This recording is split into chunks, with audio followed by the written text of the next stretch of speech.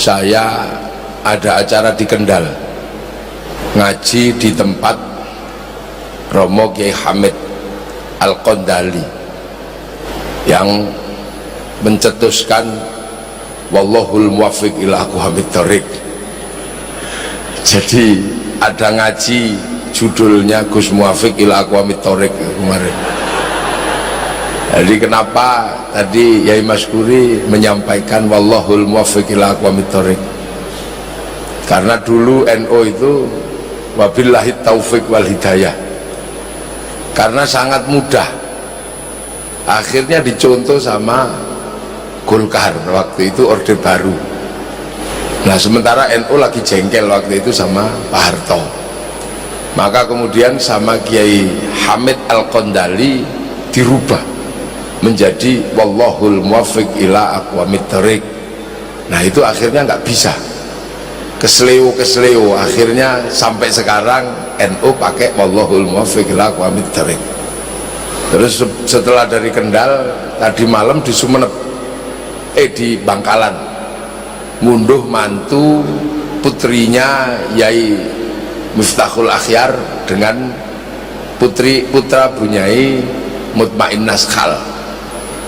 Yang aneh itu saya diakui sebagai warga Madura, saya dianggap dimasukkan menjadi keluarga besar Madura, terutama dari Bani Syekhona Khalil. Terus dikasih hadiah celurit ya. Saya dikasih hadiah celurit, dan permintaan keluarga saya harus motong kue pernikahan dengan celurit. Jadi akhirnya semalam saya motong kue manten dengan celurit. Ini mungkin kalau tidak di NU nggak ada ya. Nah inilah nuansa Indonesia ini memang unpredictable. Akan tetapi begitu kita berbicara Islam itu punya guidance yang sangat luar biasa, terutama Islam zaman akhir, Islam umat Rasulullah ini, umat milenial. Jadi Rasulullah ini kan umat milenial, nabi terakhir. Di antara sekian nabi ini yang paling bontot itu Islam. Islam ini paling akhir, nabi terakhir, agama terakhir. Jadi kalau dibilang dengan Yahudi, tua Yahudi. Disamakan dengan Nasrani, tua Nasrani. Disamakan dengan Hindu, tuaan Hindu. Buddha, lebih tua Buddha. Islam ini agama terakhir karena nabi tahun 571 lahir, kisaran tahun 600 nabi terakhir. Kalau santri ngaji biasanya diurut, hum adamun idrisun nuhun huduma soleh wa ibrahimu kulun muttaba lutun wa ismailu ishaku kada yaqubu yusufu wa ayyubu kada syuaibu haruna wa musa wal yasa dzulkifli dawudu sulaimanu taba Ilyasu Yunusu Zakaria Yahya Isa wa Toha Khotimun Dhagoya. Itu terakhir kita ini, nabi terakhir. Nah, nabi terakhir ini punya tugas yang sangat berat. Apa? Wama arsalnaka illa rahmatan lil alamin. Aku tidak mengutus engkau kecuali menjadi rahmat bagi seru sekalian alam. Apalagi nek basa Jawa lebih serem. Wa ma arsalna lan orang utus sapa ingsun Allah ka ing sira Muhammad illa rahmatan, kejaba dadi rahmat. Rahmat go sapa? Lil alamin, kedue wong alam kabeh. Kalau orang Jawa sudah bilang wong itu waspada, karena wong itu bukan cuman manusia, kambing juga wong. Lah sawahmu kok mbok pageri ngopo? Pangan wedhus, wong wedhus kok ora dicancang. Wong. Lu kalau sudah bicara wong itu sudah bicara semesta. Lu bahkan kerupuk iya wong. Ngopo kok ora kuliah mencret? ngopo mangan kerupuk entek sablek, wong kerupuk dintekno sablek kok meter sampai telek iku wong. Ngopo dipel mesjid teleki pitik, wong telek munggah masjid wong telek.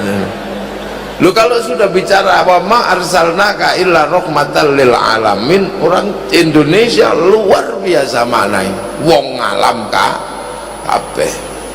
Nah ini berbeda. Nabi Adam itu diutus menjadi khalifah pertama, itu urusannya masih sekitar urusan keluarga, anak-anaknya itu Islam. Nabi Idris baru sekampung, Nabi Nuh ya sak kampung gitu aja, yang banyak kan kewannya, makanya penumpang kapalnya yang paling banyak itu kewannya, dan belum punya mobilitas yang memungkinkan untuk bertemu dengan sesama anak manusia. Umatnya Nabi Musa itu baru ketemu orang Mesir dan Filistin, belum ada umat Nabi Musa ketemu sama orang Madura, itu nggak ketemu, belum ketemu sama orang Malang, belum ketemu, makanya belum ada umat Nabi Musa tuku apel yang Malang, nggak ada. Umat Nabi Isa baru ketemu orang Romawi. Kita bisa bayangkan umat Nabi Ibrahim ya Filistin, Mesir lah, belum ketemu sama orang Lumajang, belum ketemu sama orang Irian.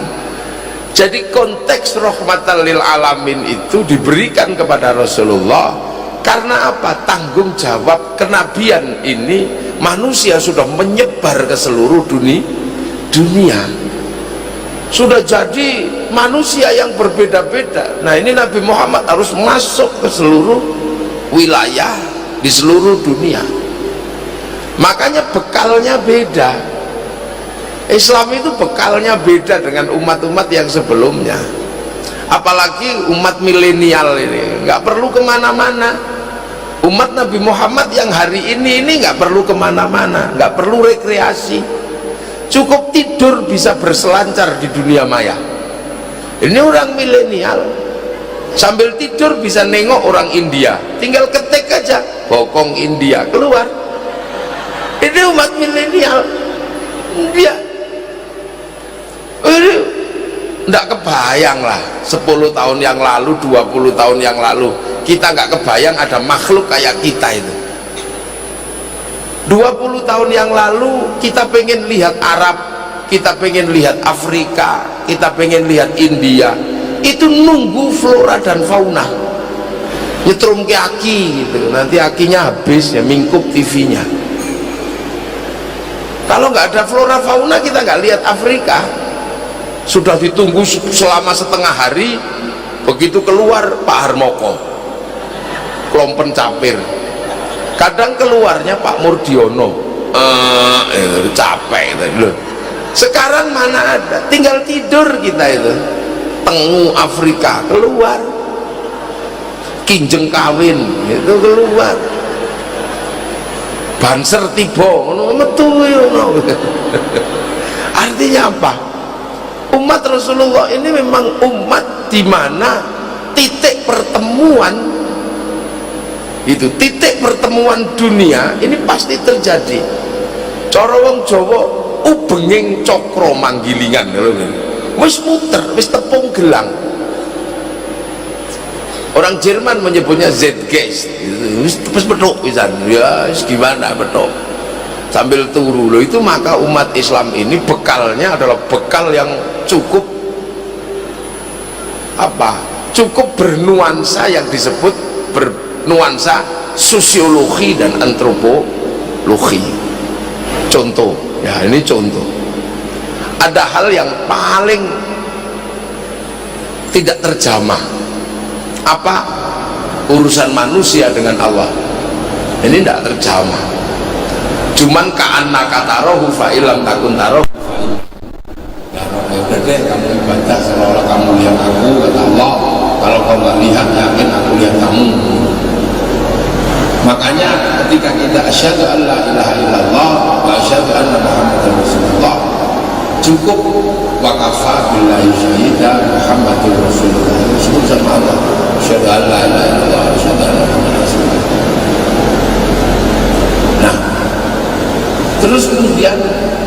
sholat.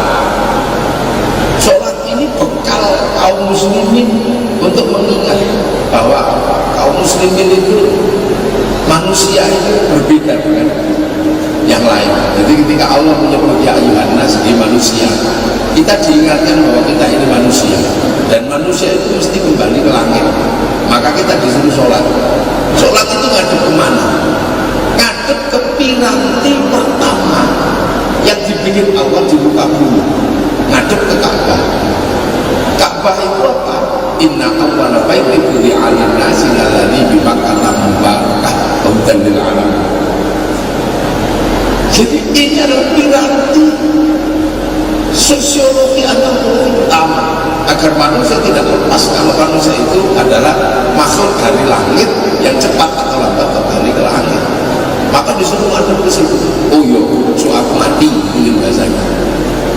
Sudah habis nengok situ, manusia itu disuruh haji. Suruh haji. Islam itu disuruh haji. Nabi sebelumnya nggak disuruh haji. Haji itu nanti puncaknya di mana? Wukuf di Arafah. Ketika wukuf di Arafah, apa yang dilihat? Jabal Rahmah. Jabal Rahmah itu pasti sebenarnya manusia, umat Islam mesti ke situ agar gak kaget kalau ketemu manusia yang berbeda. Karena itu titik pertemuan manusia pertama antara Nabi Adam dan Siti Hawa. Suruh nengok ke situ. Oh ya, inilah titik awalnya. Maka dipelihara sama Allah titik itu agar nanti manusia akhir zaman ini tidak kehilangan kaidah. Suruh nengok. Oh iya, iki jenengane sofa apa jenengane apa? Jabal Rahmah itu ini. Ternyata semua dulu dari sini. Jadi Cina ya dari sini, jadi Afrika ya dari sini, jadi Eropa ya dari sini, jadi Indonesia ya dari sini. Oh ya, berarti semua manusia itu titiknya sama. Hidupnya ada titiknya oh dari sini. Sehingga umat Nabi nggak perlu kaget ketika ketemu bangsa yang berbeda. Oh ya dari sini, karena wajahnya beda-beda semua. Jadi makanya kaum muslimin ini punya watak tidak pernah membedakan anak bangsa. Kenapa? Karena diajarkan dia Jabal Rahmah tentang apa titik awal pertemuan manusia sebelum berbangsa-bangsa bersuku. Setelah itu ada kisah dalam Al-Quran, titik ini pernah hilang dan akhirnya kemudian titik ini dicari dengan Nabi Ibrahim. Nabi Ibrahim bawa anaknya nyari. Nah ketemu, ditata ulang Ka'bah ini, dibangun ulang sama Nabi Ibrahim dengan berdoa, Rabbana inni askantu min dzurriyyati biwadin ghairi dzi zar'in 'inda baitikal muharram Rabbana liyuqimus sholata waj'al afidatan minan nasi tahwi ilaihim warzuqhum minats thamarati la'allahum yashkurun. Akhirnya gaiden manusia ini terbangun ulang. Begitu terbangun ada problem. Apa? Pergeseran peradaban pecah menjadi dua. Karena apa? Karena Nabi Ibrahim punya dua pewaris besar, yang satu Ishak, yang satu Ismail. Nah, yang satu Ishak, yang satu Ismail. Dari Ishak lahir Yakub. Yakub ini orang menyebutnya Israel, punya anak 12 dikenal dengan nama Bani Israel. Nah, Bani Israel ini melahirkan manusia yang bangun peradaban besar. Yang satu Musa membangun Yahudi, yang satu Isa membangun Nasrani. Nah, di antara Yahudi Nasrani ada namanya Dawud, ada namanya Sulaiman, yang sama-sama sampai sekarang masih sama-sama kuat. Dawud masih dikenal puasan Dawud, bahkan bintangnya masih dipakai, bintang David ini kan dipakai oleh Israel sekarang. Makanya Israel ini ahli logam dunia, karena Nabi Dawud itu terkenal ahli logam. Maka ini logam, produk awalnya Israel itu logam, seluruh logam itu dari ilmunya orang Yahudi. Maka penguasa dunia sekarang masih Yahudi karena eranya era logam. Nah, yang paling bisa ngadepi ya nanti orang Jawa, tapi nggak tahu kapan. karena orang Jawa punya spesifikasi ahli logam. Alat musik Arab itu terbang terbuat dari kayu dan kulit, alat musik Eropa terbuat dari kayu dan tali, gitar. Alat musik kita ini gamelan terbuat dari logam. Hanya bangsa yang menguasai ilmu pertambangan yang maju dan penguasaan metalurgi yang mapan mampu membuat alat musik dari logam. Nah itu. Nah, umat Nabi Muhammad dari jalur Ismail ini pasti akan ketemu dengan keturunan Nabi Ibrahim dari sisi yang lain. Loh, makanya agar kalau ketemu itu nggak kaget, maka kemudian Ibrahim ini menjadi guidance berikutnya, dan dikenal oleh semua agama. Islam menyebutnya Ibrahim, istrinya Sarah. Yahudi menyebut Abraham, istrinya Sarah. Nasrani menyebut Abraham, istrinya Sarah. Nah, Hindu menyebutnya Brahma, istrinya Saraswati. Bukan Sarah, Sarah, Saraswati, itu kan sama aja sebenarnya. Ini tugasnya Pak Mas Kuri ini untuk mengajarkan anak-anak Unisma untuk melakukan penelitian yang lebih komprehensif. Karena nama ini sama, Ibrahim Sarah, Abraham Sarah, Brahma Saraswati. Nah, agar umat Islam ini nggak kaget ketemu saudara tuanya, maka ditarik ke belakang suruh ibadah haji, bahwa semua bersumber dari Ibrahim. Tempat tilasnya Nabi Ibrahim suruh nengok, namanya makom Ibrahim. Tempatnya Nabi Ismail suruh nengok, namanya Khijir Ismail. Siti Hajar suruh nengok, Sofa Marwa. Lempar setan suruh ngulang, Jamarat Ula, Wusto, Akobah. Nah, itu biar gak kaget ketemu saudara tuanya. Dan harus ada resolusi konflik kalau ketemu. Makanya kemudian ada subhanalladzi asra bi 'abdihi lailan minal masjidil haram ilal masjidil aqsa. Kenapa minal masjidil haram ilal masjidil aqsa, bukan minal masjidil haram ilal borobudur? Linuriyahu min ayatina innahu huwas sami'ul basir. Kenapa sami'ul basir bukan azizul jabbar? Wong peristiwa segede itu. Sami'un, zat yang maha mendengar. Konflik antara Masjidil Haram, Masjidil Aqsa. Di Masjidil Haram bangun Rasulullah, di Masjidil Aqsa ada Yahudi Nasrani. Maka kemudian harus ada resolusi konflik antar saudara. Maka kemudian Rasulullah dinaikkan ke langit, disuruh sholat. Sholat adalah tata cara kaum muslimin menghadap Allah, tapi dia harus menjadi resolusi konflik agar Islam mampu bangun peradaban. Maka terakhir kama barokta ala sayyidina Ibrahim, untuk tidak lupa dengan guidance Ibrahim. Dan setelah kama barokta ala sayyidina Ibrahim wa ala ali sayyidina Ibrahim. Ahli Ibrahim itu sopo? Ya Yahudi Nasrani itu ahli Ibrahim. Makanya kalau antar saudara kiblat sudah dipisah, jangan ribut, saling mendoakan. Ini kan resolusi konflik yang diberikan oleh Allah, karena Islam ini agama terakhir. Nah, ini kadang kita ingat walantar akal Yahudi walan Nasara sebagai tanda dalam ruang konflik di tanah Makkah, tapi kita melupakan wa ala ali sayyidina Ibrahim. Jadi ada resolusi konfliknya Islam itu. Jadi kita nggak lupa. Jadi ketika kita ketemu dengan orang Afrika, oh ini itu kosong, kita sudah diajarkan bahwa ini juga manusia, karena kita tengok Jabal Rahmah. Oh, ini Cina tembem-tembem sipit-sipit. Oh, ini juga dulu dari Jabal Rahmah. Ini saudaramu sesama manusia yang oleh orang NU disebut ukhuwah basyariyah. Dulur mulai Cina. Kenapa kok sipit? Ya karena di sana kalau musim dingin saljunya turun, mataharinya keluar, lama-lama silau ini. Ketemu yang Afrika, kenapa sih ente gosong? Ya kan di tempat kami ada singa, Kalau kita dibikin putih dikejar singa kelihatan, makanya dibikin hitam. Ya paling gitu jawabannya, wong kita nggak ngerti jawaban pastinya. Makanya ini kamakola kiro-kiro. Yang Arab ya cantik, nggak ada air, kalau dibikin jelek kasihan kalau nggak mandi. Ya, makanya orang Arab itu walaupun nggak rajin mandi tetap cantik, tetap ganteng karena memang bentuknya sudah ganteng. Jadi itu kelebihannya orang Arab. Orang Eropa ya tinggi besar, rambutnya merah karena ada musim dingin, biar kalau kedinginan nggak mati, itu aja. Loh, kalau musim dingin dibikin kecil gini kedinginan mati.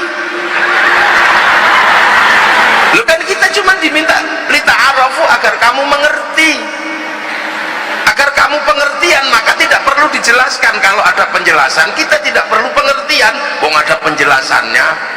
Tapi tidak ada penjelasannya, waja'alnakum syu'uban wa qabaila, kenapa berbeda-beda, itu nggak dikasih penjelasan. Makanya kita disuruh mengerti karena nggak ada penjelasannya. Kalau ada penjelasannya ya kita nggak perlu pengertian, wong ada penjelasannya, artinya ada perintahnya. Maka kalimat ta'aruf adalah kalimat yang bermakna pengertian. Selama ini diterjemahkan menjadi kalimat yang untuk saling kenal mengenal, sebenarnya nggak pas. Ini bahasa Indonesianya yang mati ketemu bahasa Arab ini, karena bahasa Indonesianya bahasa muda. Ta'aruf itu kalau maknanya mengenal bahaya. Saya kenal tikus tapi pengen mukul kepalanya aja, saya lihat kecoa pengen bunuh aja, kenal saya itu kecoa, tapi kalau pengertian itu enggak. Ya ini kan problem bahasa Indonesia terlalu mudah. Jangankan ketemu bahasa Quran, ketemu bahasa Jawa, bahasa Indonesia mati. Kunduran truk itu udah nggak bisa, pecirit itu udah nggak bisa, selusupan udah nggak bisa, apalagi polisi ini paling berbahaya kalau menggunakan bahasa Indonesia untuk terjemah bahasa Arab, paling bahaya. Karena selalu saya tanya polisi itu, apakah Anda mendatangkan saksi? Ya, saksi itu apa? Orang yang melihat, orang yang mendengar. Lah kalau saya bersaksi tidak ada Tuhan selain Allah, apa kamu pernah mendengar dan melihat Allah? Oh, dapat berat itu makanya. Nah inilah.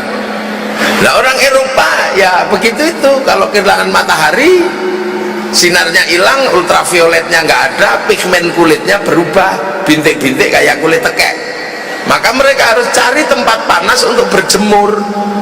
Makanya orang Eropa kalau kesini pakai celana pendek, terus di pantai-pantai terlentang itu berjemur, bukan pornografi. Sampean aja yang ngeres.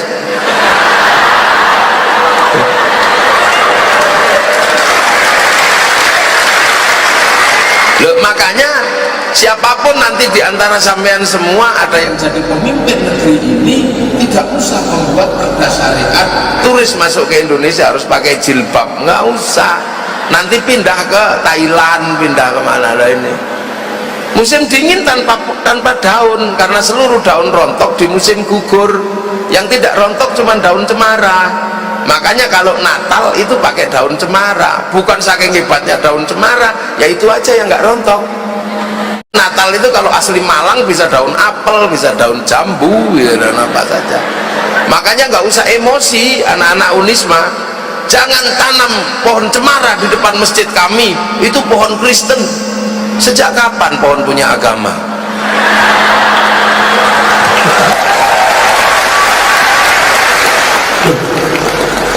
Jadi Islam ini sudah diajarkan untuk ketemu dengan manusia berbeda. Makanya kalau Islam ini ketemu dengan manusia berbeda, fine-fine aja, biasa-biasa aja, gak usah ngomong-ngomong. Eropa berbeda, Eropa tidak dikenalkan manusia berbeda. Dia manusia kontinental, dia terkurung di sebuah pulau. Makanya yang dia ngerti manusia itu yang putih aja, Arya aja. Dia nggak pernah tahu manusia itu berbangsa-bangsa. Makanya setelah perjanjian Edict of Demarcation, dunia dibagi dua, Spanyol sama Portugis. Portugis melakukan perjalanan terdampar di Tanjung Harapan, memasuki benua Afrika. Begitu lihat orang kulit hitam, neraka ini, manusianya.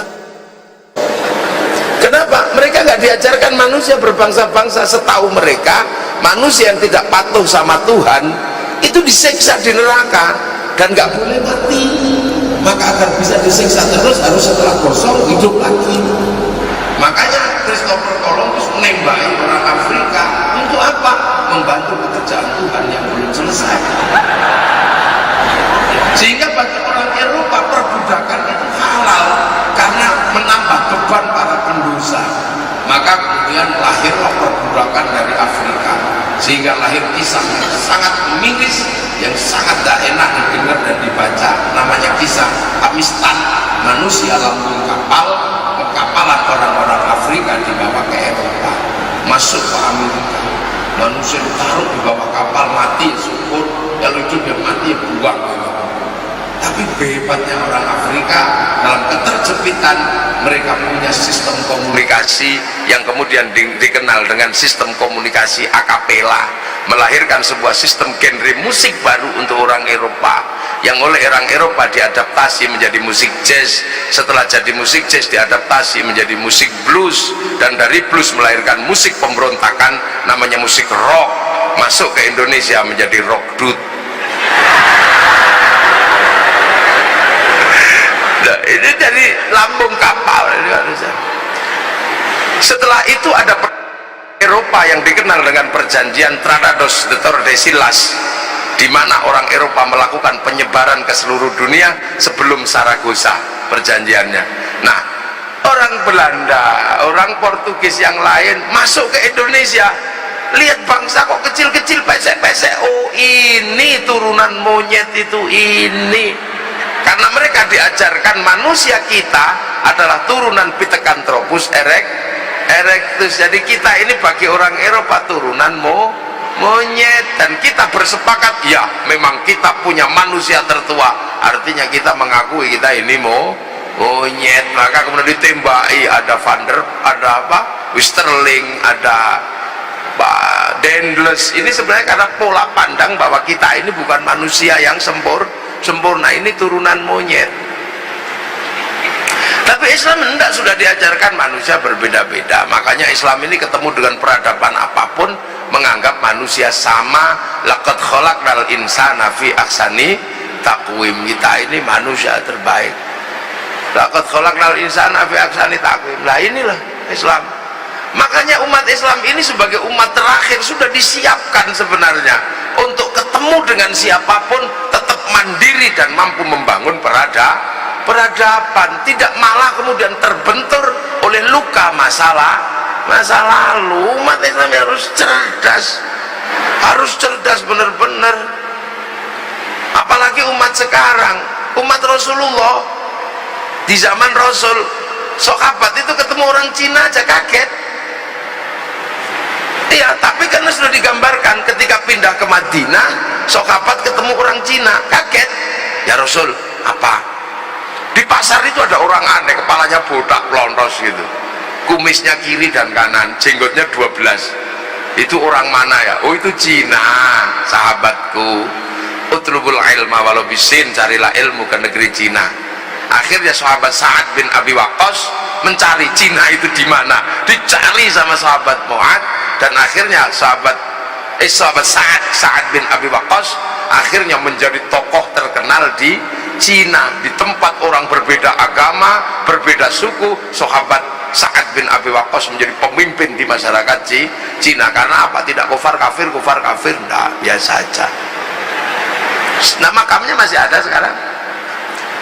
Sahabat Makkah waktu itu pindah ke Madinah, ketemu orang Yahudi aja baru pertama kali kaget. Ya Rasul, ada pedagang culas. Siapa? Yaitu kalau jualan selalu bilang perdagangannya baik padahal busuk. Nah terus, nah itu apa-apa dibilang mahal padahal belinya murah. Paling biasanya Yahudi.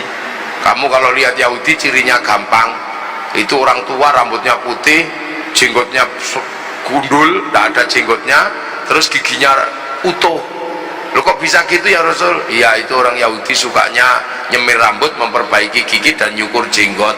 Karena dulu Nabi Musa waktu dicabut nyawanya sama malaikat Israelnya ditempiling. Terus pulang, ya Allah itu siapa mau tak cabut nyawanya kok saya ditempiling. oh itu Musa jangan macem-macem, jangankan kamu, aku aja pernah ditantang sama dia, ilmumu apa udah habis ya Allah? Enggak, tak kasih Khidir, dan dia gagal ketemu Khidir. Makanya yang sopan akhirnya, assalamualaikum ya Musa. Salam. Apa mau tak tempeling lagi? Enggak, nyawamu itu sudah expired. Ya tapi besok lagi bilang dong, jangan coba cabut. Enggak, temanku bilang rambutmu putih, jenggotmu itu udah semrawut, gigimu sudah rontok. Oh gitu ya, cabut deh. Dicabut, mati Nabi Musa. Akhirnya orang Yahudi mikir, loh ini dicabut nyawanya karena giginya rontok, rambutnya putih, jenggotnya nggak ada. Maka orang Yahudi paling suka nyemir rambut, memperbaiki gigi dan nyukur jenggot supaya kalau malaikat Israel datang, oh belum waktunya, kan gitu. Jadi makanya urusan jenggot itu selalu dikaitkan dengan Yahudi, biar gak sama orang Yahudi, panjangkanlah jenggotmu. Makanya orang Indonesia nggak ribut karena nggak ada orang Yahudi. Akhirnya ribut gara-gara Kiai Said mengatakan orang berjenggot itu goblok. Ribut itu. Padahal Kiai Said olok-olok orang, ada orang mengatakan Wali Songo nggak ada. Wali Songo itu fiktif, nggak ada. Itu nggak ada buktinya. Jadi itu bohong belaka. Yang mengatakan itu Zainal Abidin, jenggotnya panjang segini. Sama Kiai Said dibilang orang memang kalau jenggotnya panjang itu goblok.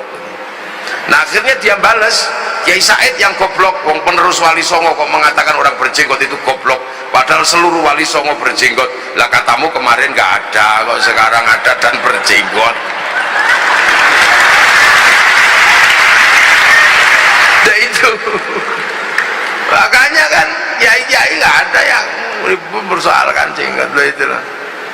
Jadi sebenarnya kita ini memang harus siap menjadi umat masa depan yang tidak terbebani konflik masa lalu. Wong sudah diajarkan tengok Jabal Rohmah, kenapa kita ribut? Dan hari ini semua bangsa bersatu di sini, dan kita nggak perlu konslet. Seluruh bangsa bersatu di sini. Orang Jepang hadir saat ini, tapi bukan orangnya, mic-nya aja dia yang datang. Ini kan buatan Jepang ini. Itu buatan Jepang. Orang Korea nggak datang, yang datang Samsungnya. Orang Cina nggak datang ke sini. Tapi Banser itu nggak bisa ketahuan kalau Banser kalau nggak ada Cina. Orang Cina bikin mesin bordir untuk bordir tulisan Banser itu. Nah itu mereknya Butterfly. Nah ya orang Jepang dan orang Eropa bekerja sama bikin mesin printer. Akhirnya acara ini tulisannya tinggal di print gitu aja, sudah nggak butuh kardus semen. Dulu kan pakai semen terus ditempel-tempel, datang semua kok sekarang. Kalau kita pergi haji, yang datang orang Yahudi, bikinkan pesawat. Kalau istri kita jelek, yang datang orang Perancis, ngirim bedak sama parfum. Kalau bedak Malang mana orang mau, beras ditumbuk pelonteng semua. Loh, ini kan bekal peradaban untuk kaum muslimin. Jadi nggak perlu kaget. Kita ketemu dengan bangsa apapun nggak usah kaget. Cina datang malam-malam bawa rokok, gudang garam, datang. Loh, makanya santri dan kiai mana ada yang suka kafir? Nggak ada. Hancurkan Yahudi, kiai-kiai. Alah, Yahudi mati kita pergi kajinya renang, susah. Makanya menjadi manusia yang slow down, jadi tenang, ya saja. Alah, apa? Unisma, mana Unisma pernah terus hancurkan Yahudi? Tidak pernah dengar.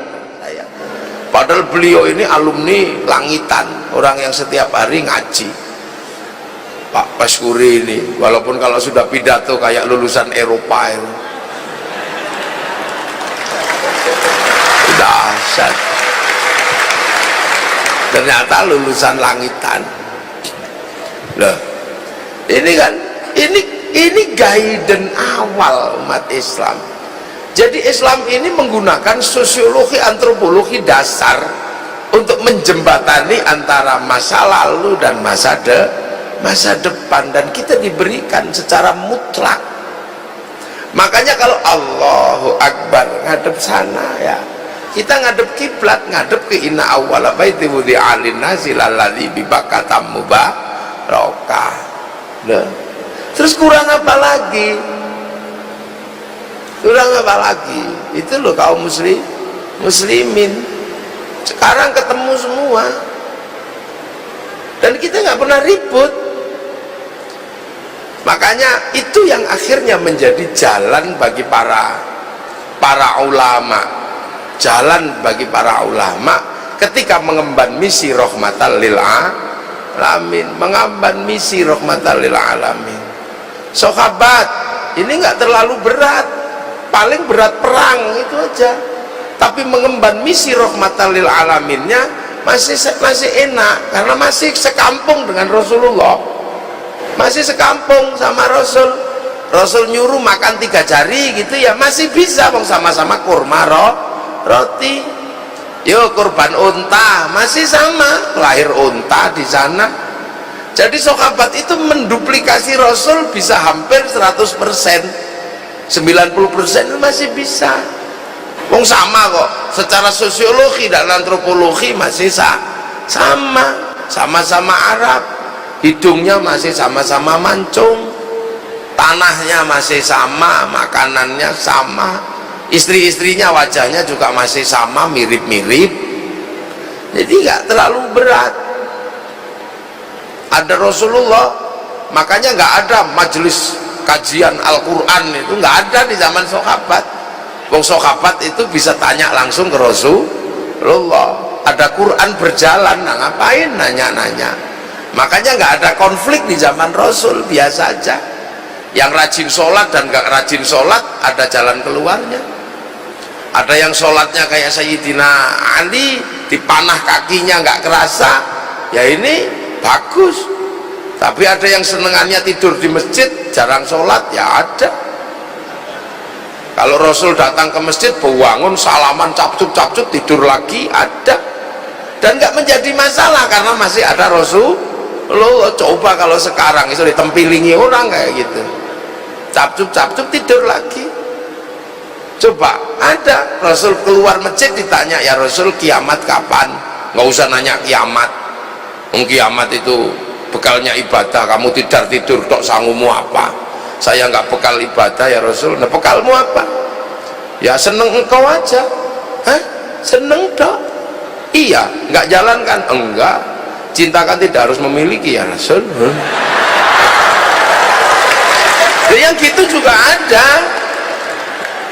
Ya sudah kalau gitu Rasul berangkat. Ya Rasul jangan pergi dulu. Apa? Aku kan sudah jujur cinta sama engkau. Engkau cinta sama aku enggak? Ya iyalah, wong kamu cinta sama aku, masa aku enggak? Yes. Apa? Ya kalau Rasul cinta sama aku kan nggak mungkin Rasul ninggalkan aku di neraka. Pasti aku diajak kan ya Rasul? Iya, man ahabbani kana ma'i fil jannah. Ya sudah, yes, lari dia. Sahabat Abu Bakar dengar kayak gitu kaget. Lu kok nggak modal masuk surga? Apa? Saya dengar tadi itu orang itu nggak modal masuk surga, itu gimana? Cuman seneng tok. Iya Abu Bakar, seneng tok gitu masuk surga? Iya, nggak modal. Ya cuman dia itu begitu modelnya. Lah kalau dia nggak modal aja masuk surga, apalagi aku, kata dia. Anak tak kasihkan, unta tak kasihkan, surgaku depan ini pasti, kata dia. Akhirnya Sayyidina Abu Bakar saking senengnya joget, iya. Jubahnya berkembang sampai mengangkat jubah Sayyidina Abu Bakar. Itulah yang akhirnya jadi manhaj torekohnya Sayyid Jalaluddin Rumi, namanya torekoh Maulawiyah, yang sekarang lebih dikenal dengan nama Wirling atau Tari Sufi. Zaman Rasul nggak ada masalah karena secara sosiologi antropologinya sama, terduplikasi secara utuh. Jadi kalau dalam teori hermeneutika satu yang namanya real life, kenyataan hidup Rasulullah terduplikasi secara utuh, ya kan gitu, ya utuh. Tapi di generasi berikutnya sudah nggak utuh. Di hermeneutika keduanya sudah mulai banyak ini apa, dinarasi di narasinya udah mulai bermasalah, udah mulai tanya kamu dapat dari mana, kamu dengar apa dari Rasul, sampai ada sistem verifikasi kalimat Rasul yang namanya rijalul hadis, itu ada verifikasi. Itu di hermeneutika kedua setelah real life bersama sahabat. Kamu dengar apa dari Rasul?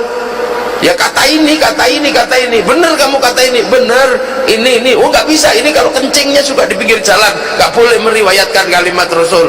Oh ini suka nipu, oh nggak boleh. Oh, akhirnya diverifikasi. Rasul kenapa dulu? Kenapa? Nyuruh. Ya udah tulis deh, bener kalau dia amarona Rasulullah Sallallahu Alaihi Wasallam. Kata, nah yang ini, kata ini apa? Oh itu katanya dilarang, nggak boleh. Nahana Rasulullah Sallallahu Alaihi Wasallam angkada. Nah ini, oh ini kata ini apa? Bareng Rasul, kunna ma'a Rasulullah Sallallahu Alaihi Wasallam naf'alu. Nah ini apa? Oh kalau ini kata ini lihat dok, nggak ngapa-ngapain, cuma lihat aja. Ro'a itu Rasulullah Sallallahu Alaihi Wasallam yaf'alu. Nah ini, oh itu kalau itu denger dok katanya. Nah ini sami tu kola Rasulullah. Itu kan ada sistem verifikasi. Ketika ketemu dengan masyarakat yang berbeda, Quran juga mengalami problem sosiologi, antropologi.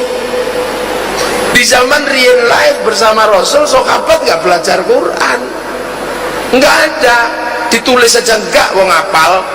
Tapi begitu sahabat ini kehilangan Rasul, ketemu tabiin, mulai nulis. Sahabat Abu Bakar bilang bid'ah. Sayyidina Umar, ya kalau bid'ah kayak begini habis nanti Quran, habis mati 71 di Bi'ru Maunah, numpas Musailamatul Kadzab. Tulis. Abu Bakar gak setuju juga, nggak apa-apa, biarin aja. Cari itu sekretaris Rasulullah, dicari, ditulislah.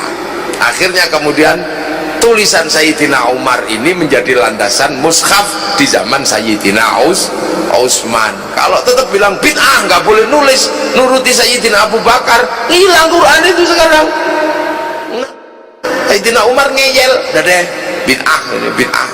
Sayyidina Umar ini kan paling iseng, puasa-puasa, orang sepi, kemana kok sepi? Di rumah semua ya Abu Bakar. Kenapa? Beribadah totality kepada Allah. Waduh, sepi nih Islam. Kumpulin ke masjid. Kumpulin semua ke masjid. Baris katanya. Sahabat Ubay, imami katanya. Imami apa Umar? Udah di dua-dua, kamu kan pernah sama Rasulullah 2 malam itu. Rasulullah imami 2-2 itu. Ya sudah dicoba aja deh, biar semuanya gak kaget. Takut semua sama Sayyidina Umar mau bantah. Akhirnya Allah berdua-dua. Selesai itu, kok enak ya katanya. Zaman Rasul pernah begini, ya inilah an'amul bid'ahku yang paling nikmat ya ini taraweh. Sahabat Umar keras orangnya tapi lembut, suka iseng. Lah akhirnya apa? Quran ada, tapi setelah mengalami problem berikutnya, tabiin ini ditinggal sahabat. Qurannya sahabat terlalu berat karena lo cacing, kasih titik-titik akhirnya sama Abul Aswad Ad-Du'ali tahun 65 Hijriah. Generasi ini bisa baca titik-titik dok, cukup. Generasi berikutnya nggak bisa baca titik-titik dok, dikasih syakal, fathah, kasroh, dhammah, beda lagi. Setelah itu nggak bisa baca, lidahnya beda-beda, problem sosiologi. Baca orang Andalusia wadduha jadi wadduhe, orang Turki mustaqim mustakin, orang Padang lakanuduk lakanui. Coba orang Sunda alladzina alladzina, orang Jawa alhamdulillah kamdu, ya hayu ya qayyum, yo kayuku yo kayumu. Orang Bali sirotol ladina amta lemrema kedubel, orang Bugis alaihim alaihing. Ini gimana? Maka kemudian lahirlah disiplin ilmu baru yang ditulis oleh Abu Ubay Qasim bin Salam. Namanya apa? Namanya at-tajwid fi qiraatil Quran. Ini beda-beda, geser beda. Jadi karena apa? Ahli sunnah dan wal jamaahnya ini bergeser.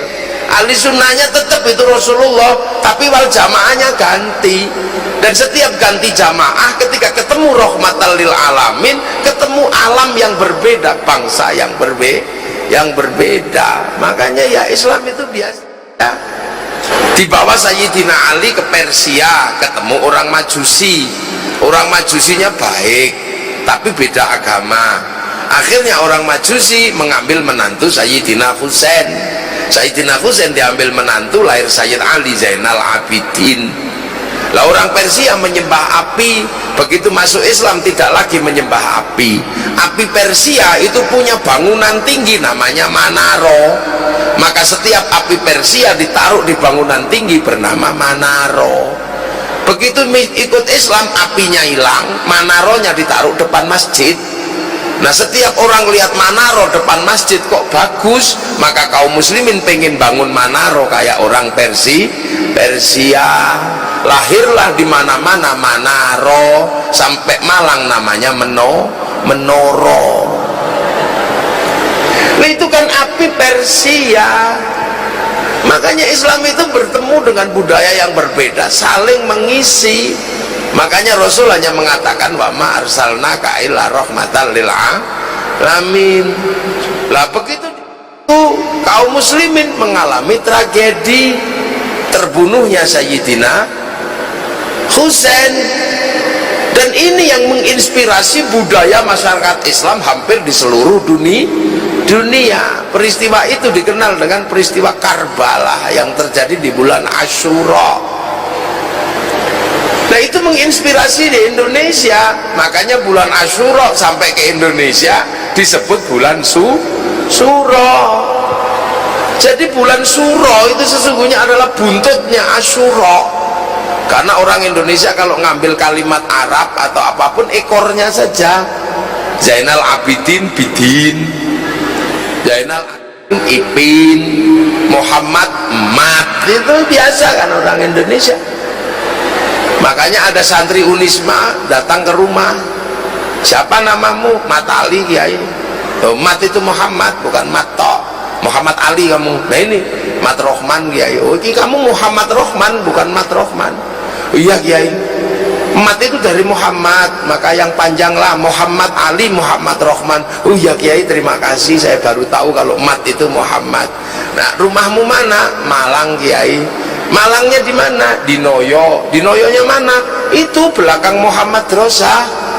Ya kalau madrasah gitu aja, nggak usah pakai Muhammad Drosa.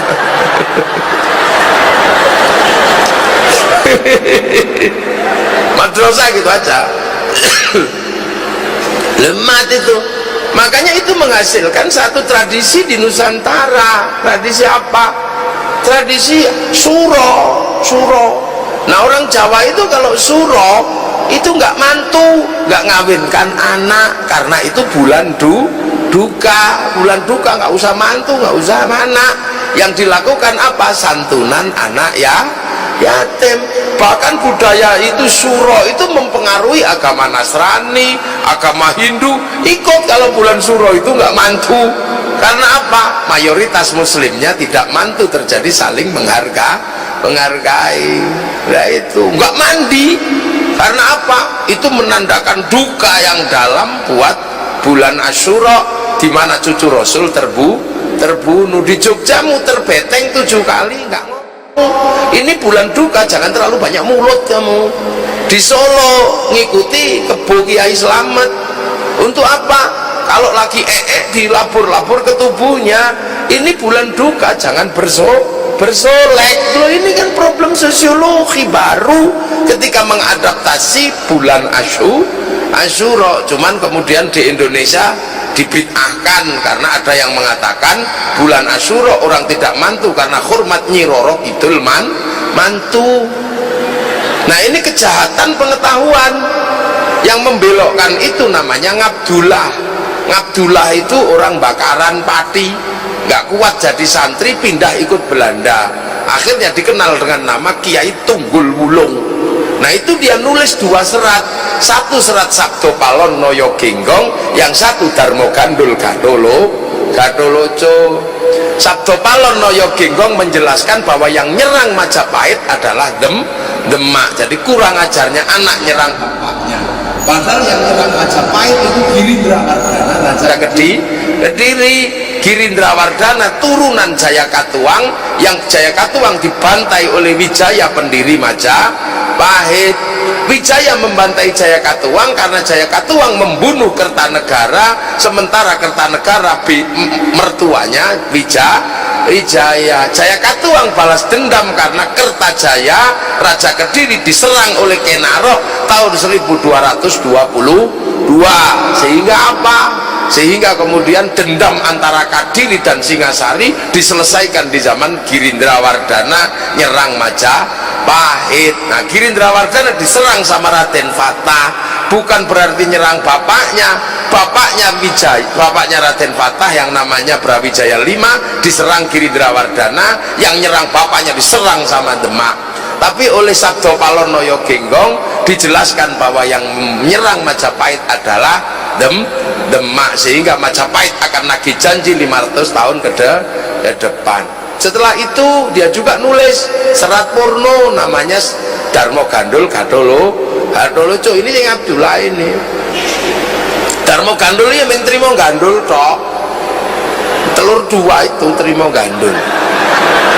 Gadoloco itu olok-olok orang Islam yang sunat, gadule melon.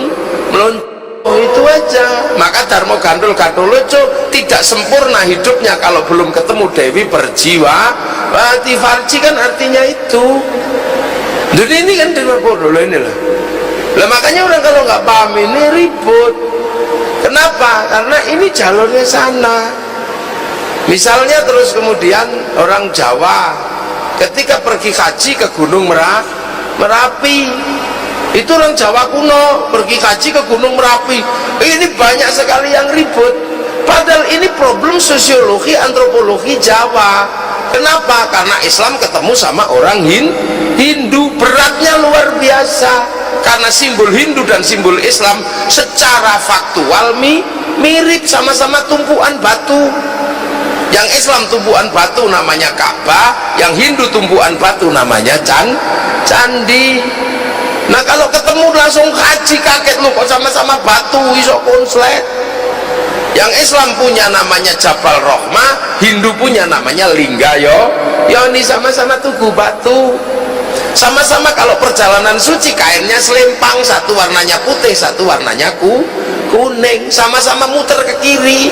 Selesai perjalanan suci sama rambutnya, yang satu tahallul, yang satu digundul. Kalau setelah perjalanan sama-sama apa? Motong, yang satu kurban, satu gadri, yang satu air Zam-Zam, yang satu air Gangga Yamuna. Kalau di sini air Gunung Arjuno. Nuwun sama. Daripada nanti konslet ketemu Hindu, ketemu ajaran Brahma ini yang Dewi Saraswati, udah deh nggak usah pergi ke sana.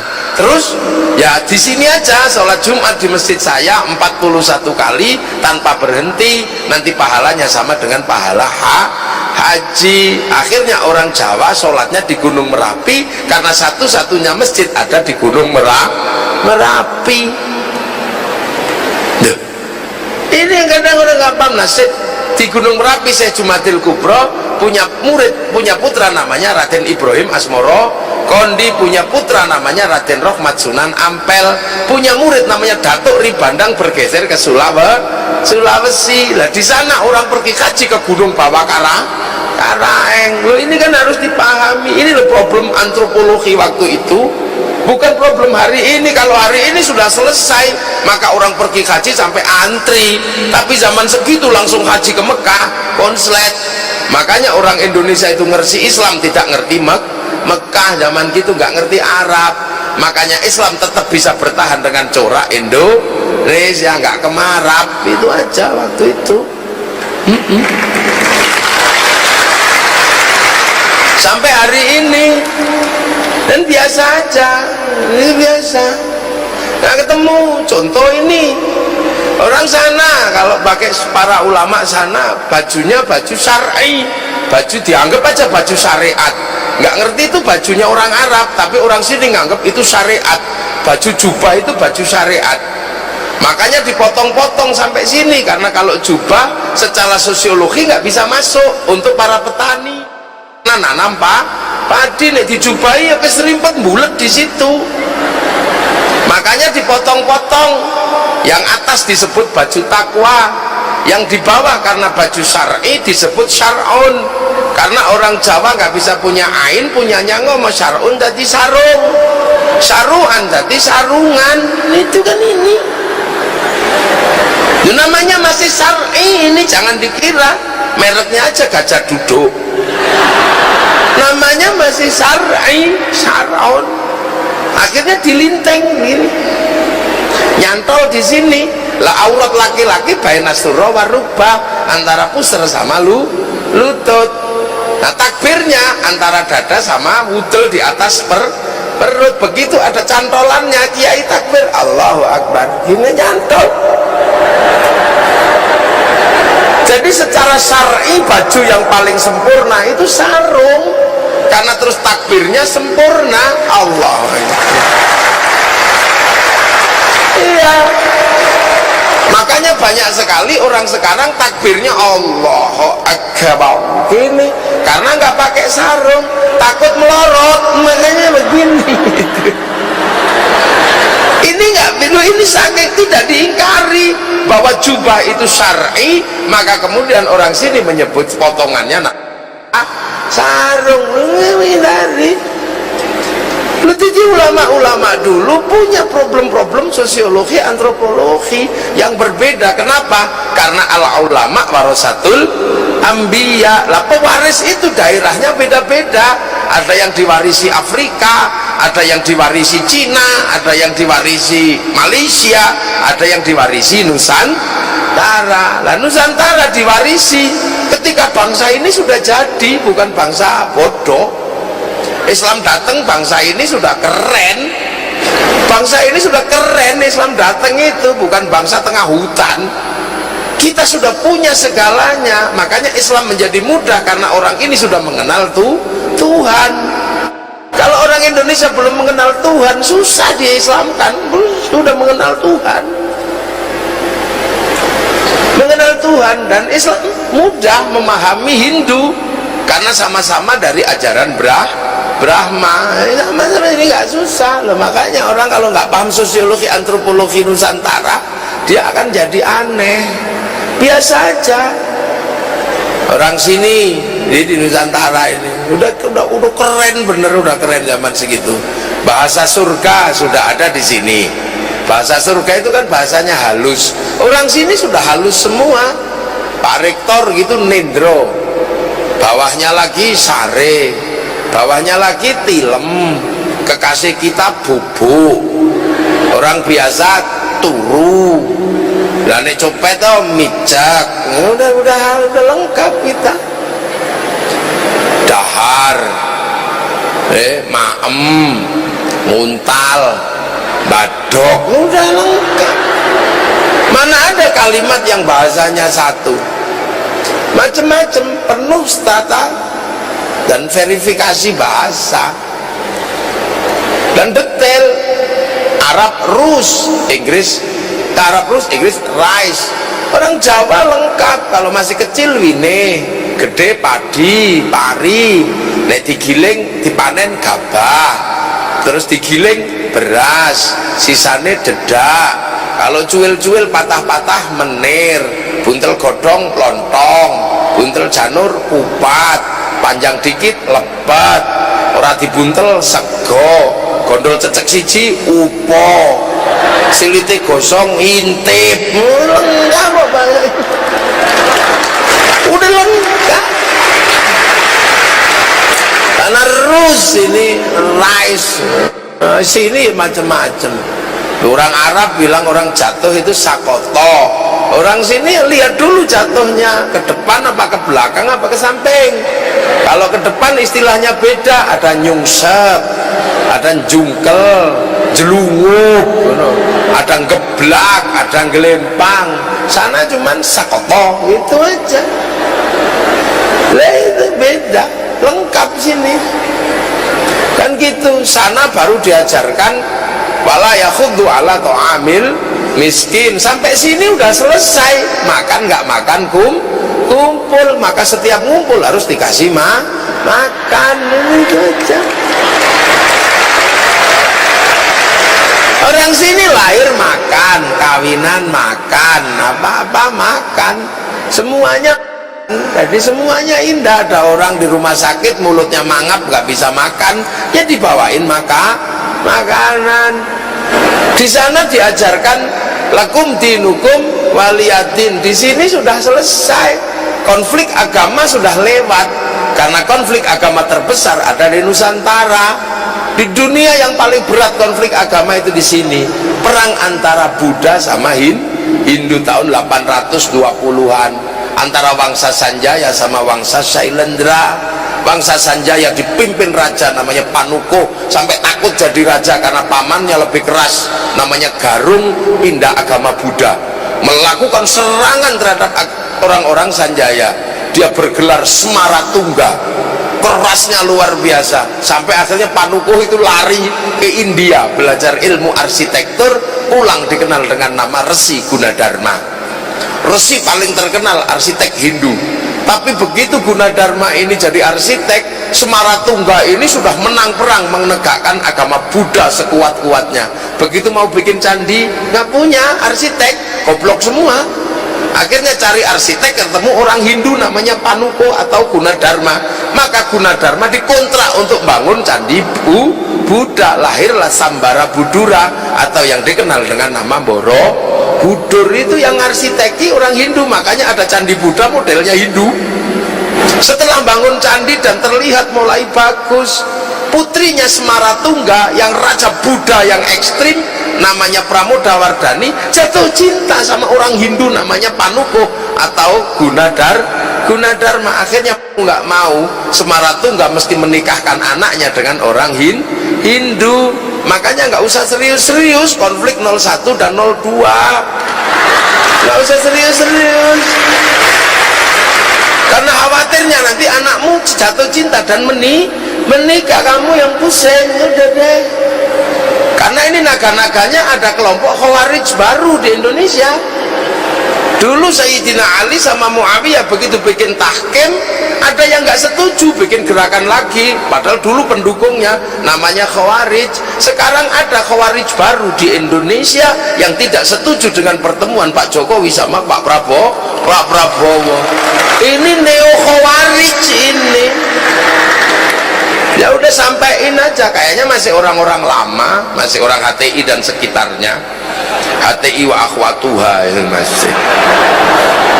Ini Khawarij baru. Nah, jangan ikut-ikutan deh yang begitu-begitu, yang masih memaksa bahwa problem Indonesia ini problem agama. Ya temennya si Sugi dan temennya itu. Ya itulah, maka kita ketawa-ketawa aja. Bersiaplah menjadi Khawarij jilid 2, neo Khawarij, jangan. Nah setelah itu rukun. Begitu rukun, yang Hindu dibikinkan candi namanya Prambanan, diawasi oleh putra Panuko atau Gunadarma yang saat itu sudah bergelar Rakai Pikatan.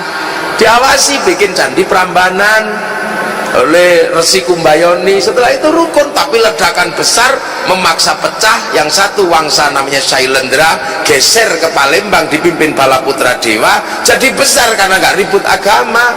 Sindok ke timur nggak ribut agama, maka Daha Kadiri Singosari jadi besar. Oleh Majapahit dirukunkan dalam sebuah kerukunan besar antar bangsa namanya Bhinneka Tunggal Ika. Semenjak itu bangsa ini saling jaga.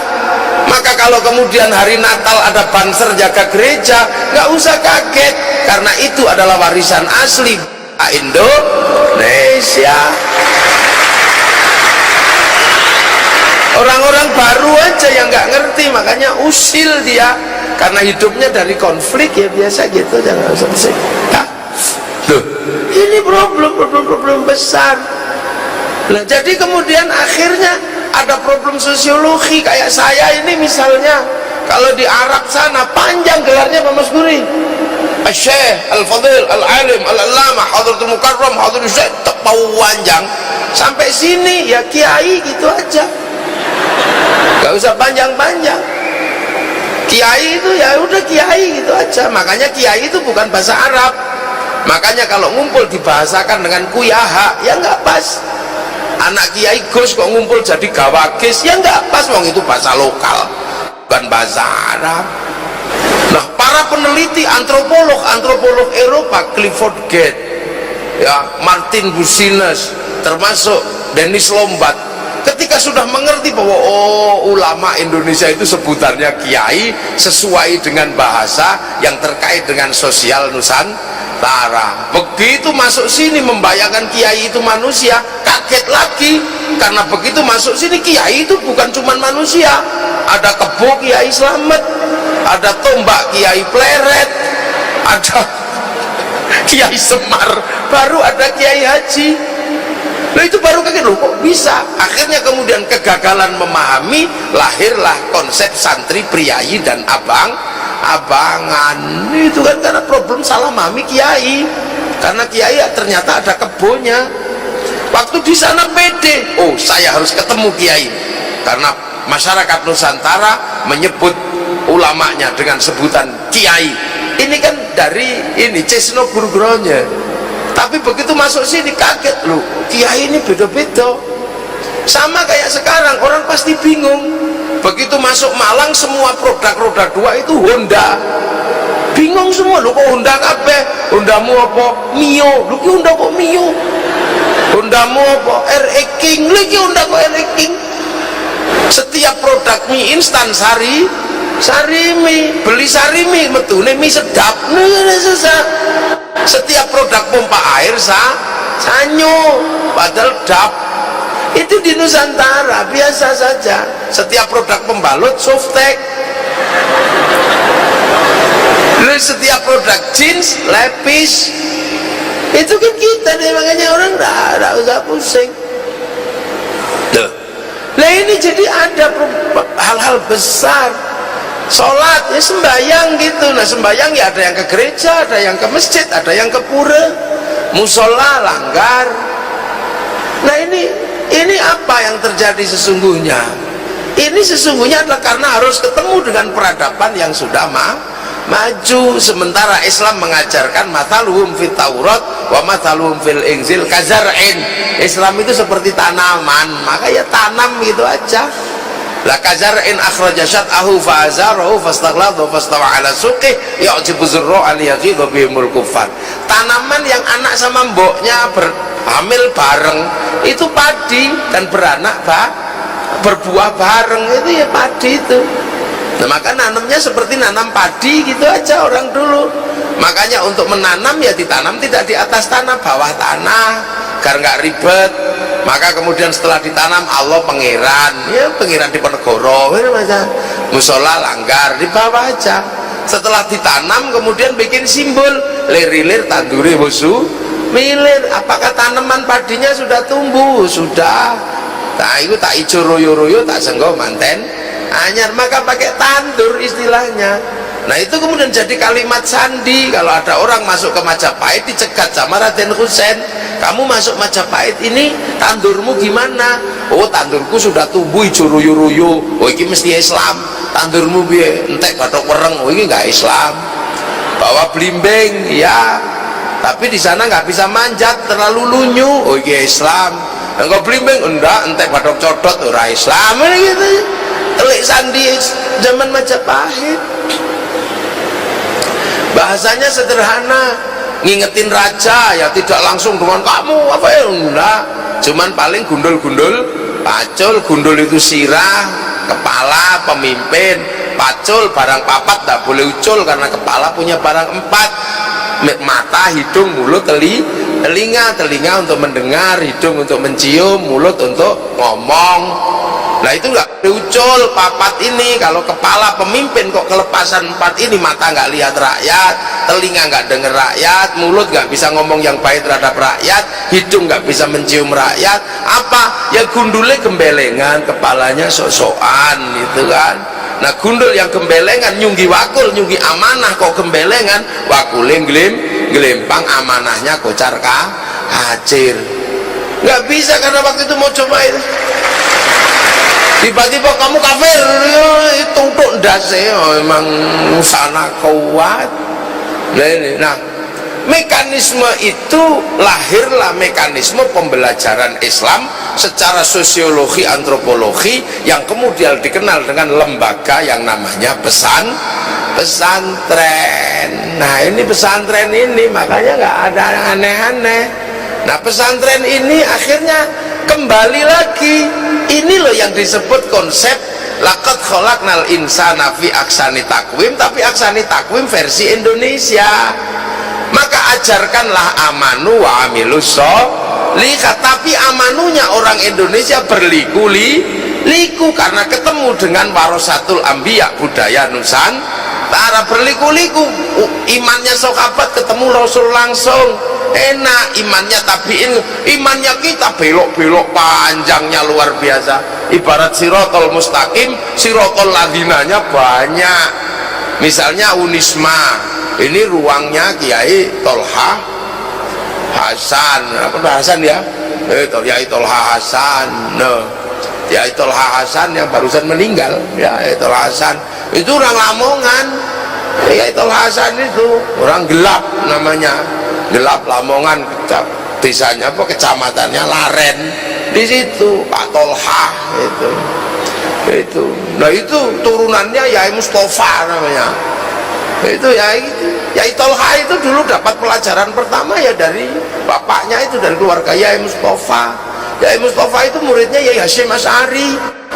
Yai Hasyim Asy'ari itu muridnya Kiai Asy'ari, Kiai Khalil, Kiai Soleh. Berliku, Yai Asy'ari ketemu Iman, ketemu Yai Khairon Purwodadi. Kalau nggak ketemu Yai Khairon mungkin juga nggak iman. Nah Yai Khairon bisa ketemu Yai Abdul Wahid Solotigo, Yai Abdul Wahid Solotigo ketemu Yai Abdul Halim Boyolali, Yai Abdul Halim Boyolali ketemu sama Yai Sufyan di Tuban.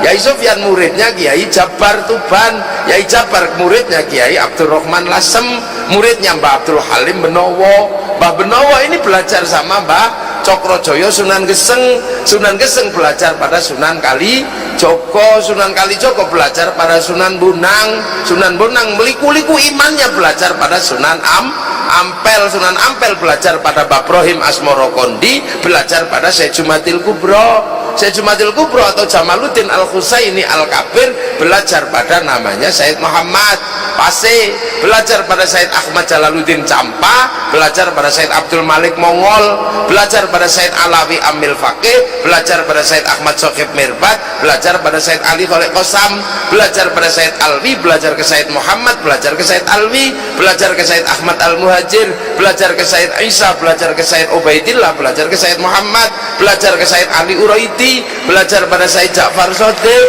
belajar pada Sayyid Bakir, belajar pada Sayyid Ali Zainal Abidin, belajar pada Sayyidina Hasan Hussein, belajar pada Sayyidina Ali. Lah ini yang belajar langsung ke Rasulullah Muhammad Sallallahu Alaihi Wasallam. Jadi ahli sunnah wal jamaah kita ini belok sampai ketemu wal jamaah tanah Jawa, tanah Nusantara. Maka coraknya itu lah, kita ini laqad khalaqnal insana fi ahsani taqwim, tapi ahsani taqwimnya Indo ini pesek-pesek gini. Iyalah, makanya harus diajarkan amanu wa amilus sholihat. Akhirnya terbentuklah konsep amanu wa amilus sholihat lewat pendidikan pesantren. Tapi para wali dulu nggak lupa, amanu wa amilus sholihat harus mendapatkan jaminan keamanan. Jaminan keamanannya apa? Watini wa zaitun wa kurisinina wa hadzal baladil amin. Ini sumpah Allah kepada Nabi Nuh, wujudnya buah tin. Sumpah Allah kepada Nabi Isa, Nabi Ibrahim itu zaitun. Sumpah Allah kepada Nabi Musa, wujudnya gunung Tursi. Nah, sumpahnya Allah kepada Nabi Muhammad apa? Wa hadzal baladil amin, dan demi keamanan dan ketentraman sebuah bangsa dan negara.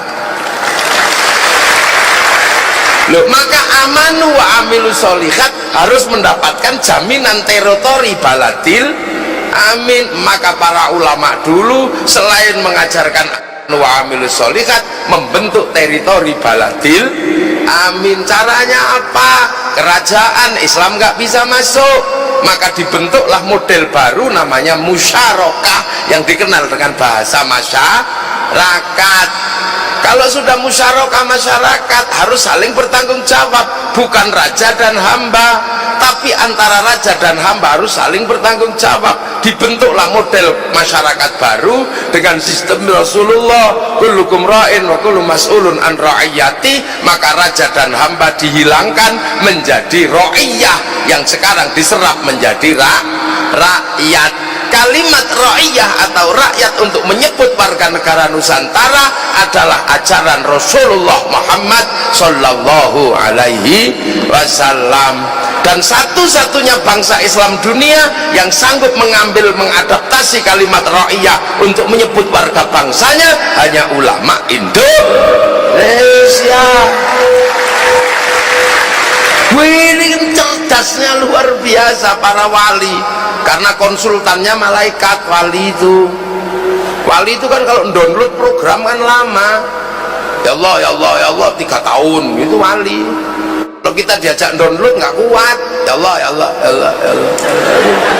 Maka kita nggak punya program dan nggak punya wifi, makanya senengannya cari wifi gratisan.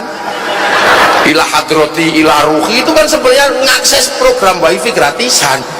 Kalau ada kiai datang barokah itu kan sebenarnya cari wifi gratisan aja. Nah, ro'iyah ini orang tidak dihilangkan, basic indigenous people-nya nggak dihilangkan, indigenous knowledge-nya nggak dihilangkan. Karena apa? Para wali nggak pengen menghilangkan itu, maka ro'iyah tetap boleh menyebut dirinya kulo, karena dia sebenarnya kawulo. Yang hamba masih boleh menyebut dirinya ambo, yang hamba sahaya masih boleh menyebut saya, yang pukulun ulun, yang abdi di Sunda. Nah, ra'iyah ini konsep luar biasa untuk mempertemukan antar perbedaan. Karena kalau yang disebut kafir itu menyerang, yang hidup bersama itu namanya dhimmi. Kalau sudah saling bertanggung jawab namanya ra'iyah. Lah kalau sudah ra'iyah, sudah jangan dikafirkan lagi. Makanya kiai-kiai tidak ada mengkafirkan orang Indonesia karena sudah ra'iyah, kecuali yang baru datang yang nggak ngerti urusan. Lah ra'iyah itu kalau ngumpul, wasyawirhum fil amri, musyawarahkanlah, maka lahirlah bahasa musyawarah. Kalau musyawarah jangan menang-menangan sendiri, tafassaku fil majalis fafsaku yafsakhillah, maka ruang musyawarah namanya majelis. Nah, kalau sudah musyawarah majelis, jangan lupakan angkat pemimpin dengan standarisasi wasi'a kursiyus samawat, maka kedudukan pemimpin namanya kursi. Lah ini prototipe di Nusantara. Yang bergerak ke Kalimantan namanya Khatib Dayan, murid Sunan Bonang. Yang bergerak ke timur Aryo, yang bergerak ke Sulawesi namanya Datuk Ribandang, murid Sunan Ampel. Yang namanya Aryo Abdillah, murid Sunan Ampel, bergerak ke Palembang, membangun sistem musyarakah, sistem ra'iyah, sistem musyawarah, sistem majelis, sistem kursi. Belanda datang tiba-tiba, apa yang terjadi? Dilawan secara bersama-sama oleh konsorsium besar murid-murid penerus para wali. Hasilnya apa? Belanda pergi, maka kawasan ini disebut wilayah. Artinya apa? Daerahnya para wali, dan tanah itu, wilayah itu disebut Negara Kesatuan Republik Indonesia. Nah itu maka laqad khalaqnal insana fi ahsani taqwim tsumma radadnahu asfala safilin illal ladzina amanu wa amilus sholihat, membentuk sebuah konsep besar yang disebut Nahdlatul Ulama. Baladil aminnya membentuk konsep besar NKRI, alladzina amanu wa amilus sholihat, ahli sunnah wal jamaah. Konsep baladil aminnya apa? Pancasila. Loh ini loh namanya baldatun thayyibatun wa rabbun ghafur. Makanya Afrika beberapa negara mampu mengajarkan aman wa amilus sholihat, gagal membentuk baladil amin. Orang Xinjiang Nah, mengajarkan amanu wa amilus sholihat, gagal membentuk baladil amin, tabrakan sama Cina. Orang Rohingya mengajarkan amanu wa amilus sholihat, gagal membentuk baladil amin, tabrakan sama orang Myanmar. ISIS gayanya mengajarkan amanu wa amilus sholihat, gagal membentuk baladil amin. Nah ini loh, makanya nggak usah heran. Itulah baladil amin itu disesuaikan dengan laqad khalaqnal insana fi ahsani taqwim. Maka baladil amin Indonesia ya Pancasila. Hizbut Tahrir mengajarkan amanu wa amilus sholihat, tapi konsep baladil aminnya Filistin. Ikhwanul Muslimin mengajarkan amanu wa amilus sholihat, konsep baladil aminnya Mesir. Pak Ba'asyir mengajarkan amanu wa amilus sholihat, tapi konsep baladil aminnya Afghanistan. Nahdlatul Ulama amanu wa amilus sholihatnya dari Rasulullah, konsep baladil aminnya Nusantara. Nah ini yang membedakan, makanya beratnya di situ. Hari ini dunia sedang galau, Arab kehilangan semuanya, yang tersisa tinggal fikih. Eropa kehilangan semuanya, yang tersisa tinggal kalam.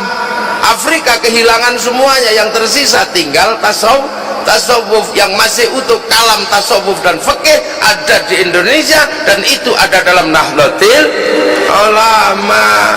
Makanya menjadi NU ini tidak sederhana. NU akan merawat dunia dari sisi ajaran Rasulullah yang masih utuh dan lengkap. Makanya nggak usah heran menjadi NU, udah biasa aja. Ahli sunnah wal jamaah. Ini loh, makanya alhamdulillah kita ini punya konseptor besar yang hari ini tidak semua orang punya. Jadi kita ini diajarkan sesuatu yang sangat luar biasa oleh Allah untuk tidak menghilangkan jejak masa lalu. Lah kita juga sama, kita diajarkan untuk menapaki masa lalu, bikin khol,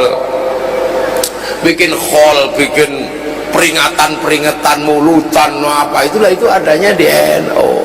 Makanya santri ini akan menjadi tulang punggung dunia. Nah itulah yang kemudian menghasilkan konsep besar Islam Nusantara. Bukan kemudian orang Nusantara bikin Islam baru, enggak. Ya Islamnya tetap Islam, tapi orang Nusantara dengan gayanya Nusantara. Sholat sama sholat, orang Nusantara nyumbang beduk. Karena di Nusantara orang masih sibuk di sawah jam 11:30, maka sholat zuhur mundur 11:30. Itu orang Nusantara. Ulama tahu. Allahu Akbar, Allahu Akbar, ahing biasa. Nggak datang ya Robbana, ya Robbana. Masih nggak datang ya tombo ati. Wong capek ya nomboni atine dhewe ge. Masih nggak datang baru ngamuk diuruki anjang loh. Ini problem sosiologi yang menghasilkan satu kenyataan antropologi. Tidak bisa enggak ya. Terus di sini biasa aja orang sholat Allahu Akbar, pasti beda, wong sinyalnya jauh kan, pemancar lokal sini. Kalau di sana Allahu Akbar. Makanya orang sini kalau sholat agak molor-molor. Subuh di Arab sana sholatu khairum minan naum. Itu orang Arab, yang deket sinyalnya, maka sholatnya panjang, tidurnya pendek. Lah kalau sini kebalik, sinyalnya jauh, maka sholatnya pendek, tidurnya panjang. Sholatu khairum minan naum.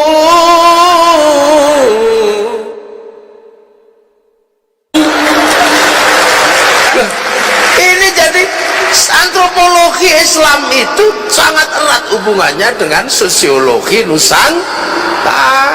Makanya biasa aja. Maka kemudian belajar la ilallah. Kenapa sih gede-gede kalau zikir? Ya kan kita bukan sahabat. Kalau sahabat zikir diem, masuk wifi-nya Rasulullah. Apalagi kalau di tethering ya online. Nah kalau muridnya ulama kok ikut diem, ya tidur. Puasa ini adalah apa? Teks ajaran, tapi menghasilkan problem sosiologi, antropologi. Kalau orang nggak paham, ada urusan sosiologinya. khaitil abyadi khaitil aswati, sinar putih dan sinar hitam di sini nggak kelihatan, kehalang sama Gunung Semeru, kehalang sama jambu. Kalau di Arab langsung kelihatan karena padang pasir. Maka biar orang sini nggak bablas pakai imsak peringatan. Terus di sini hawanya dingin, kata kiainya kalau puasa jangan melek, kamu tidur aja, karena kalau melek bahaya. Karena orang sini keluar rumah lihat jambu, lihat mangga, orang Arab lihat padang pasir. Nggak ada orang pengen makan padang pasir, nggak ada. Orang sini pengen jambu, pengen mangga depan rumah, daripada kamu nggak khusuk tidur. Lah kalau tidur dalilnya apa kiai? Naumu shaimin ibadatun, tidurnya orang puasa itu ibadah. Ya, akhirnya kiainya sepi. Begitu kiainya sepi, akhirnya kiainya ke pasar beli mercon. Akhirnya di sini dator mercon. Tidur di sini kalau malam nyenyak karena hawanya dingin. Maka takut kebablasan, anak-anak kecil sahur ora sahur sakarepmu, sahur ora sahur sakarepmu. Ini kan sosiologi agama sebenarnya, antropologi agama muncul di tempatnya para ulama karena kondisinya berbeda. Habis itu halal halal. Kenapa? Anak kita melempari tetangga